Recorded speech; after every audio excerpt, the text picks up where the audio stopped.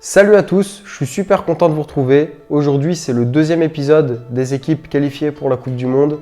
Et tu l'auras compris sur la miniature, aujourd'hui, c'est tout Pays-Bas.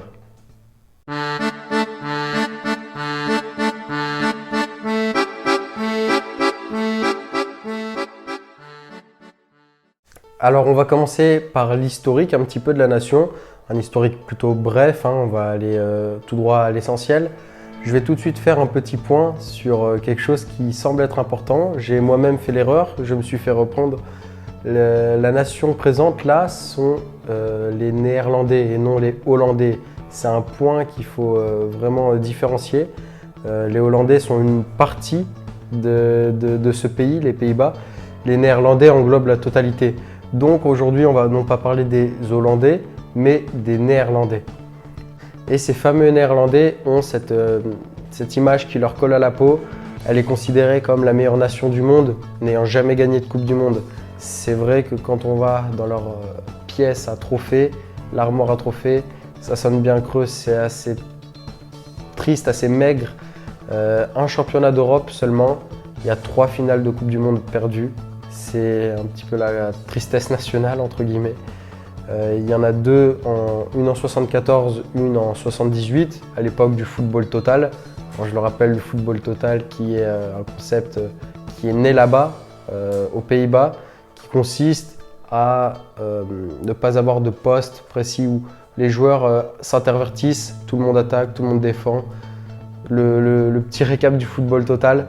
Et donc une finale perdue en 2010, c'est plus récent, certains et beaucoup s'en rappelleront. La sélection, en plus de ça, ne va pas fort ces derniers temps. C'est une non-qualification à l'Euro 2016, une non-qualification à l'Euro 2018. C'est vrai qu'on a beaucoup parlé de l'Italie. À la Coupe du Monde 2018, je ne sais pas ce que j'ai dit, on a beaucoup parlé de l'Italie. C'est vrai que les Pays-Bas n'étaient pas là non plus.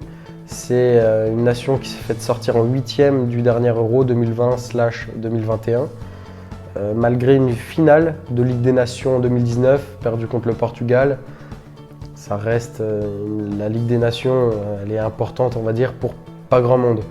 Donc c'est vraiment une mauvaise phase de l'histoire néerlandaise qui a connu quand même, malgré ce maigre palmarès, beaucoup de belles choses, beaucoup de très belles années, de très belles époques. Alors, on va faire un petit point sur la qualification et avant d'attaquer, j'aimerais en venir à Louis van Gaal, qui est le sélectionneur des Pays-Bas, le nouveau sélectionneur. Vraiment entre guillemets, vous allez comprendre plus tard pour ceux qui ne le savent pas pourquoi.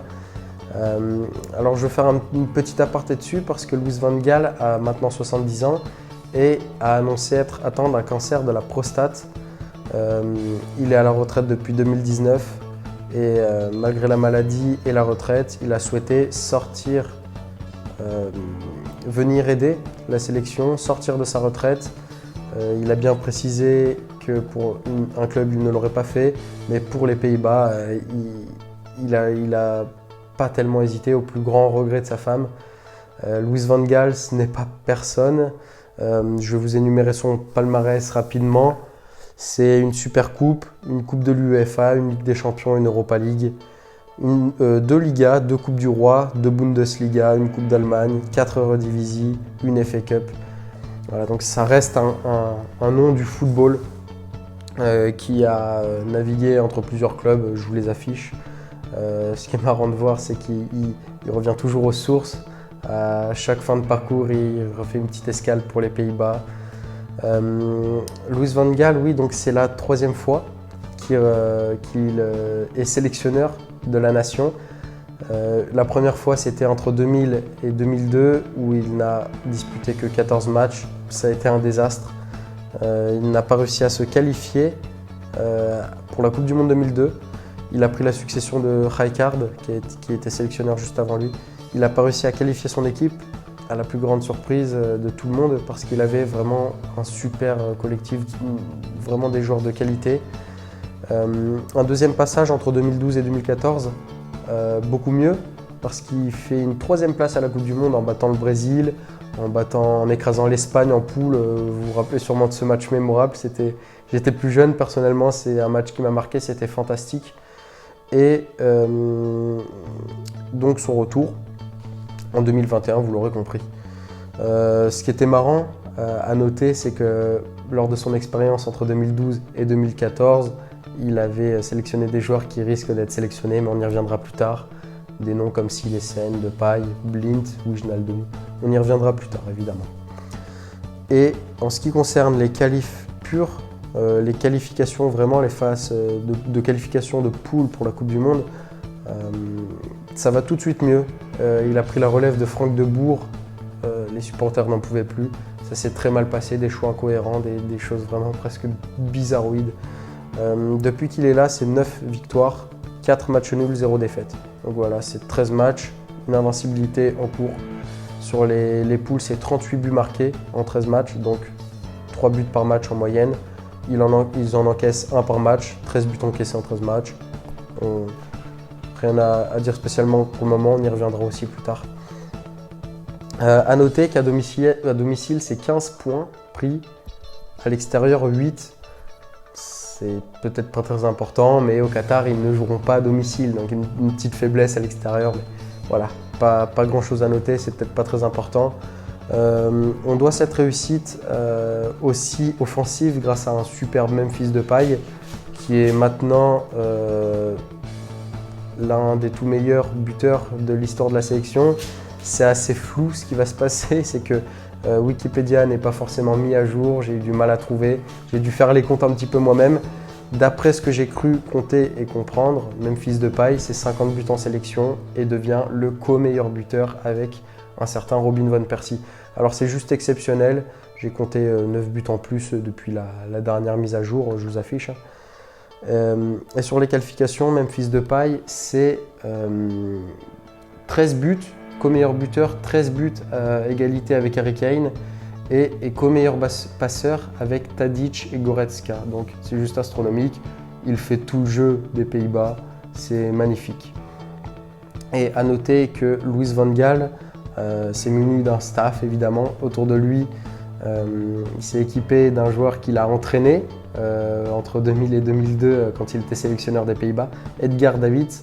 Pour ceux qui connaissent, le fameux joueur à lunettes qui a évolué du côté de la Juventus Turin. Et Danny Blind, le père de Daley Blind, le joueur le plus capé de cette sélection actuellement. Voilà tout en ce qui concerne la qualification. Et maintenant, on va passer sur vraiment l'effectif des Pays-Bas, des Bataves pour cette Coupe du Monde. Passons maintenant donc à cet effectif des Oranges. On a une moyenne d'âge de 26 ans, c'est relativement jeune. On évolue du coup en 3-4-1-2 le plus régulièrement. Ça varie en 3-4-3 selon les situations, selon l'adversaire. On y reviendra à la fin de la review de l'effectif. Je tiens, avant de démarrer, que Louis van Gaal est réputé pour être monsieur surprise. Pendant la Coupe du Monde 2014, c'est comme ça qu'il a pu fonctionner, des choix inattendus qui se sont avérés payants. Donc je ne prétends pas être dans la tête de Louis van Gaal, je me base par rapport à ce que j'ai pu analyser. Quels joueurs risquent d'être le plus, quels joueurs ont le plus de chances de participer à cette Coupe du Monde. Concernant donc les gardiens, on a peut-être là le plus gros chantier, sans nul doute, avec le numéro 1 qui est Bigelow. Le problème de Bigelow, c'est que c'est un joueur qui se blesse très régulièrement. Il n'a pas pu participer à énormément de matchs sous Louis van Gaal. C'est un jeune gardien, celui qui apporte le plus de garanties, footballistiquement parlant. Le jeune gardien de 25 ans de Feyenoord. Mais il faudrait qu'il soit dans un bon état physique. Derrière lui, on a Jasper Silesen de Valence, sélectionné gardien numéro 1 pour la Coupe du Monde 2014. Donc Louis van Gaal le connaît, lui fait confiance. Il n'y a pas trop de doute sur sa venue au Qatar. Il y a plus de doute sur sa seconde place, on va dire. Il pourrait être le numéro 1. C'est vraiment un chantier pas possible de ce côté-là. Juste derrière, j'ai mis Flecken. C'est peut-être la plus grosse interrogation. Pas la plus importante, parce que le choix du gardien numéro 3 est plus d'un point de vue du groupe. Mais Flecken, je pense qu'il peut avoir son ticket pour le Qatar. Il est le gardien... un des gardiens qui a disputé le plus de matchs sous Van Gaal à cause ou grâce, comme vous voyez, ça dépend, des blessures de Bigelow et Silesen, mais à ne pas oublier Tim Krul, qui est un gardien que Van Gaal connaît aussi. On l'a vu rentrer pour une séance de pénalty en Coupe du Monde, celle de 2014. Il a sauvé cette équipe. Il a une affecte particulière avec son sélectionneur, donc ça ne m'étonnerait pas de le voir également. Mais Flekken sort vraiment d'une jolie saison du côté de Fribourg. Ça reste vraiment à déterminer. Le chantier n'est pas possible. Je vais citer 2 autres gardiens qui sont Drommel et Scherpen, qui ont été également essayés. Ça fait 6 gardiens qui ont été sélectionnés en l'espace de tellement peu de matchs, le temps des qualifications de la Coupe du Monde, pour vous représenter le chantier absolu au niveau des gardiens. Ensuite, devant eux, juste au-dessus, une ligne de 3 défenseurs avec le capitaine, l'incontestable Virgil van Dijk. Pas grand chose à dire dessus, vous savez probablement quel type de joueur il est. Peut-être l'un des meilleurs, voire si ce n'est pas le tout meilleur défenseur central actuellement. Je ne vais pas rentrer dans ce débat-là, ce ne sera pas mon rôle sur la vidéo. Accompagné de lui, il y aura peut-être un poil plus d'incertitude du côté de Mathis de Ligt, le joueur de la Juventus Turin. Peut-être qu'il va passer côté bavarois, on ne le sait pas encore au moment où je tourne la vidéo. A peut-être un petit peu de soucis à se faire à cause de Nathan Ake, qui joue autant en sélection. Peut-être a-t-il un avantage, un tout petit avantage de Ligt, c'est pour ça que je l'ai mis, mais rien n'est fait franchement. De Vrij, lui, offre peut-être plus de garantie pour Van Gaal, étant donné qu'il joue plus, il est un titulaire de la sélection sans trop de conteste. Il fait du dépassement de fonction, entre guillemets, il offre beaucoup de possibilités à ses attaquants. Défensivement, il est bon. Juste derrière lui, Timber est un joueur excellent, mais je pense qu'il représente plus un futur proche qu'un présent. C'est peut-être l'après-Coupe du Monde pour moi. Et sans oublier Martin Cindy, qui a ce rôle peut-être un petit peu plus Adil Ramiesque, qui sera peut-être plus là pour le groupe, pour l'état d'esprit. Il a participé à la Coupe du Monde 2014, donc il connaît ces événements. Je ne pense pas qu'il ait des masses de temps de jeu. Et Daley Blind, qui vraiment, je pense, aura du temps de jeu, lui, pour le coup, car il peut évoluer donc en défenseur central gauche et en tant que piston gauche. Alors c'est un poste qui lui est assez méconnu du grand public, mais il le remplit à merveille. Il a joué beaucoup de matchs, je ne serais pas étonné de le voir titulaire à la place de certains jolis noms comme Malacia ou de Ligt, franchement, très honnêtement. Il a quelques statistiques qui parlent pour lui, comme les passes progressives, où on voit qu'il est top 1% mondial sur la dernière saison, juste devant. Il est devant un certain Trent Alexander-Arnold, un expert en la matière, donc c'est assez parlant. Et donc sur ce poste de piston gauche, j'ai décidé de mettre Malacia qui a un avantage, il joue un peu plus, mais Wijndal a toutes ses chances. Cela dépendra de pas mal de facteurs, mais le plus important est le début de saison. Malacia tout juste transféré du côté d'United et Wijndal du côté de l'Ajax d'Amsterdam. Selon leur niveau de performance, je pense qu'on aura une réponse sur leur participation à la Coupe du Monde. Dans quel rôle vont-ils participer? À droite, beaucoup moins d'incertitude avec Denzel Dumfries qui sera sans nul doute le titulaire au poste, qui a fait un bel Euro. Quand on pense à l'Euro des Pays-Bas 2020/2021, on pense à Dumfries qui a été peut-être le meilleur joueur néerlandais. Malgré un bon Hateboer sur le banc, je pense qu'il n'a pas encore titillé le niveau de Dumfries en sélection, qui est vraiment incontestable. Au milieu, ça semble assez clair, c'est assez limpide, entre guillemets. On va voir que De Jong est indiscutable, c'est le petit prince de la sélection, il est intouchable.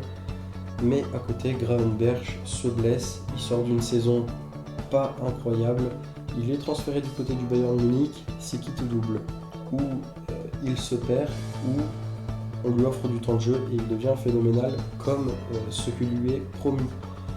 Pour le moment, c'est Klaassen qui est titulaire en profitant de la blessure de Gravenberch et de la méforme de Wijnaldum.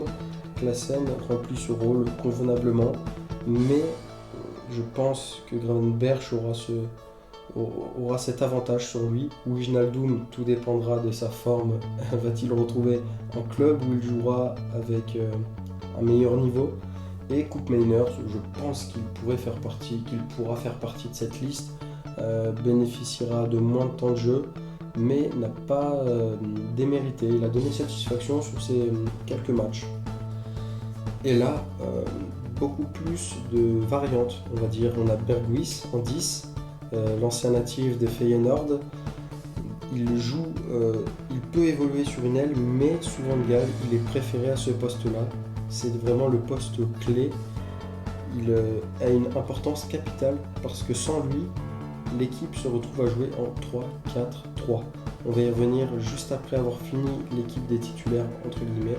Donc Berghuis en 10, et devant lui, on a Memphis Depay, qu'on n'a plus besoin de présenter. C'est le joueur, c'est le factor X tout simplement de cette sélection, et sans contestation possible.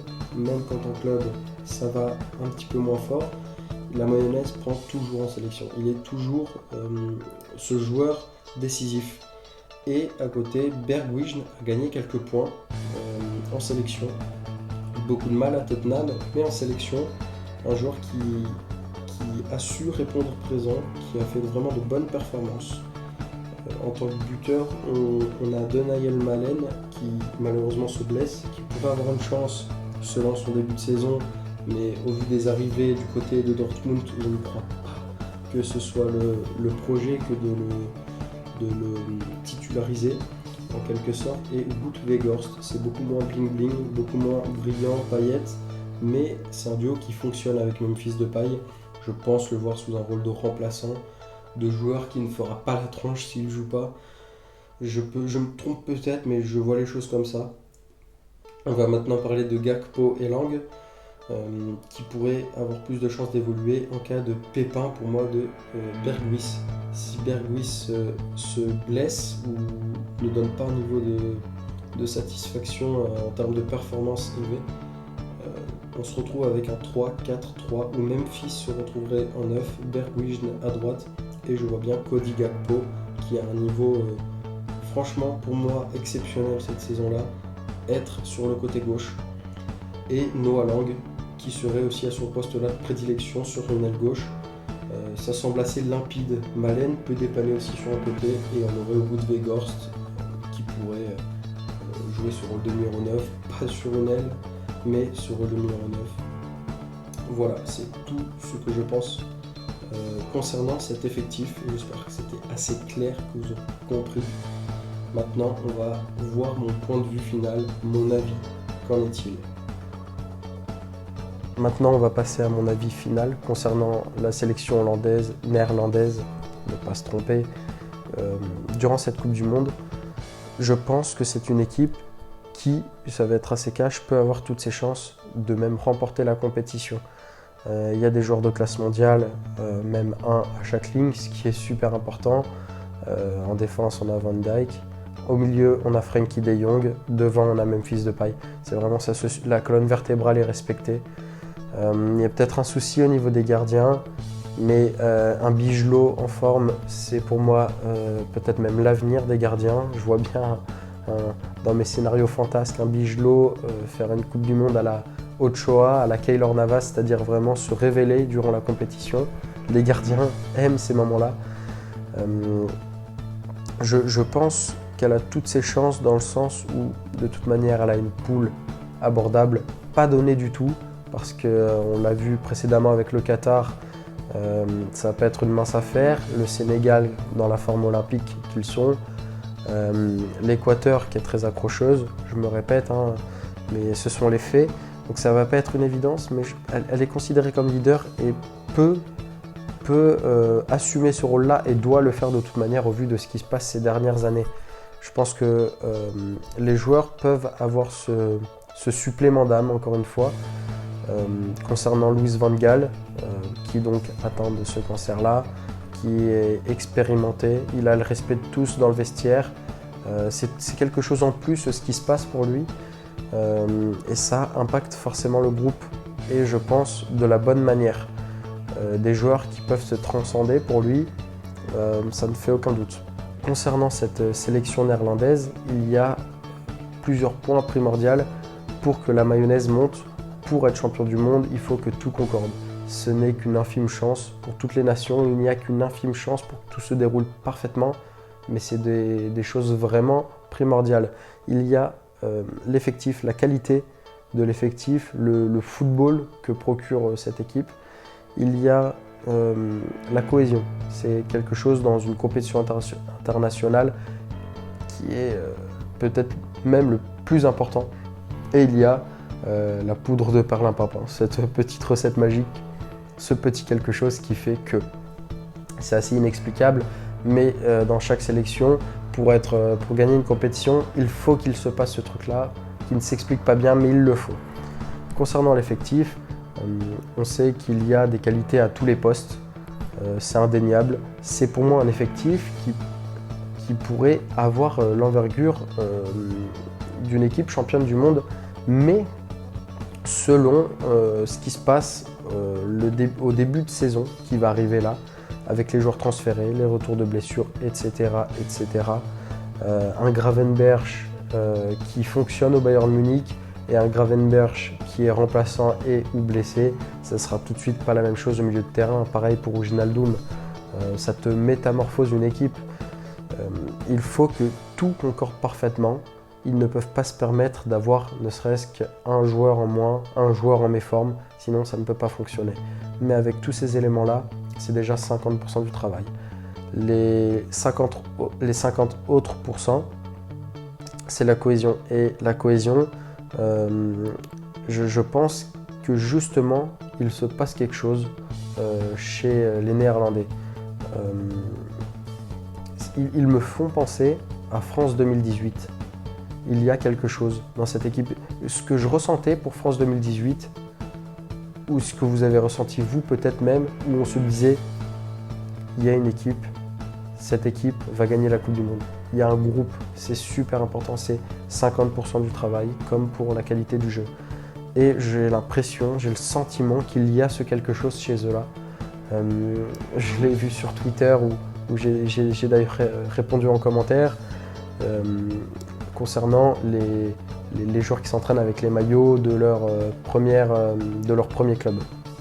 Ça peut paraître anodin, ça peut paraître même fantasque. Ça fait partie pour moi des choses. C'est ce petit pourcent-là, il se passe quelque chose. C'est palpable. Et je pense que pour que les Pays-Bas fonctionnent, il faut que tous ces éléments-là se réunissent à merveille. Pour moi, en ce qui concerne la cohésion de groupe, c'est déjà acquis. Maintenant, pour moi, ça va vraiment dépendre de ce qui va se passer entre août et la Coupe du Monde, la reprise du championnat. Voilà, c'est la fin de cette vidéo, la fin de cet épisode 2. On se retrouve très bientôt pour l'épisode 3, logiquement. J'espère que ça vous aura plu et je vous dis